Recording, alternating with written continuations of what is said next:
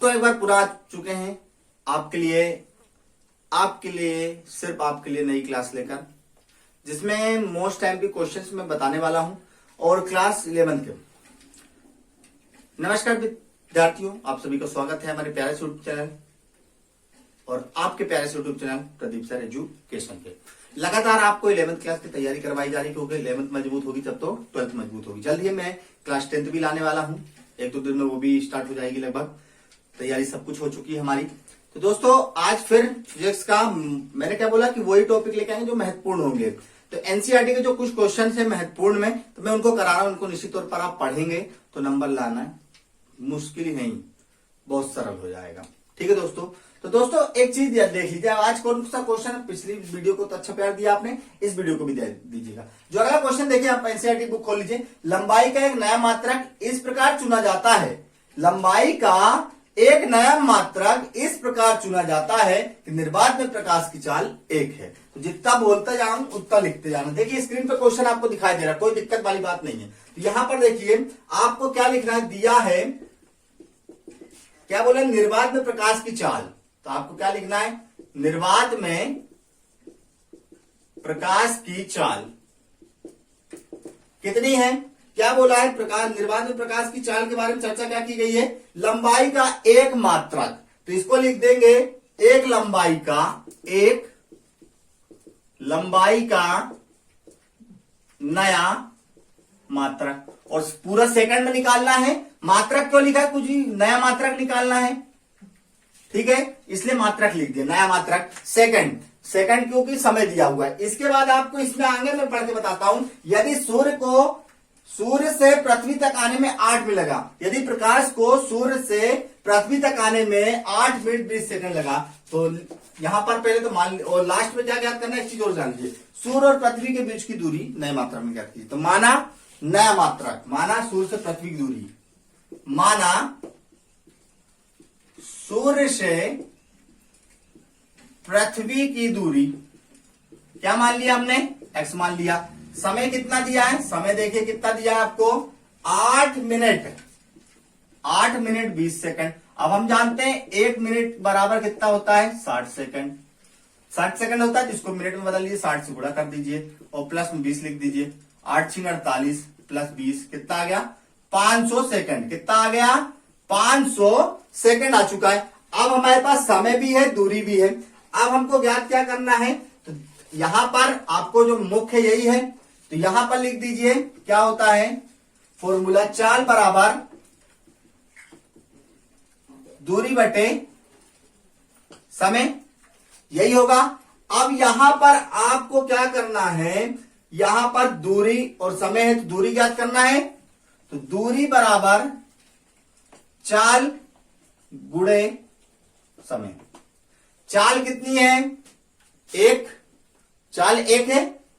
निर्वात में प्रकाश की चाल बराबर कितना है, 1 है। तो 1 लिख दीजिए, त्रिक गुणा कर दिया, 1 लिख दीजिए। समय कितना है, 500 है, 500 लिख दीजिए। दूरी कितनी मानी थी, x, तो x लिख दीजिए। x बराबर कितना आ गया, 500 नया मात्रक। ये लीजिए, ये भी सोल्व हो गया, कोई दिक्कत। सिर्फ आपको याद रखना है, निर्वात में प्रकाश की चाल बराबर एक लंबाई का नया मात्रक आपको दिया हुआ है, क्वेश्चन में ऐसा बोलता है। माना सूर्य से पृथ्वी की दूरी x हो गई, समय बराबर जो दिया तो उसको सेकंड में परिवर्तन कर लिया। फॉर्मूला आपको याद होना चाहिए, चाल बराबर दूरी बटे समय, और इसको आपको सोल्व कर देना है। चलिए समय व्यर्थ नहीं करते, दूसरा क्वेश्चन भी करना, तो जल्दी से कर लेते हैं। चलिए दोस्तों, जो अगला क्वेश्चन है हमारा, उसमें भी एक बार नजर डाल लेते हैं। क्वेश्चन आपको स्क्रीन पर दिखाई दे रहा होगा। इसमें लिखा है, एक विद्यार्थी 100 आवर्धक क्षमता वाले सूक्ष्मदर्शी की सहायता से मानव के बाल की मोटाई ज्ञात करता है। ठीक है ना, एक लेंस है। अब आवर्धक क्षमता जान लीजिए, हमने जो लेंस देखा होगा, मोबाइल में भी जूम करके देखते हैं फोटो, तो उसमें अगर पिक्सल आते हैं 1x 3 पॉइंट 2 पॉइंट ऐसे आते हैं, और जूम करके देखते तो लंबा और अच्छा स्पष्ट दिखाई देता है। तो वही आवर्धक क्षमता होती है, किसी में कम होती है, किसी में ज्यादा होती है, चश्मे में भी होती है। इसी प्रकार से जो लेंस है, तो उसमें हम क्या करते हैं, कैमरे को जूम करते तो दूर का पास दिखाई देता है, ऐसा होता है बिल्कुल। तो यही हमारी आवर्धक क्षमता। और जो विद्यार्थी उसने क्या किया है, इस प्रेक्षण को 20 बार करा है। इस जो बाल की बात चल रही है, इसको 20 बार उसने किया है। तब उसे सूक्ष्मदर्शी के दृष्टि क्षेत्र में बाल की जो औसत मोटाई उसे मिली है वो 3.5 में। 20 बार प्रशिक्षण करने के बाद जो उसने क्रियाएं की हैं, 20 बार क्रियाएं की और औसत मोटाई उसमें 3.5 है। तो चलिए इसमें जो जो चीज दिया है लिख लीजिए। यहां पर आवर्धन क्षमता जो है कितनी दी हुई है आपकी, दिया है आवर्धन क्षमता बराबर कितना 100, ठीक है। मोटाई कितनी, मोटाई कितनी दी है इसमें,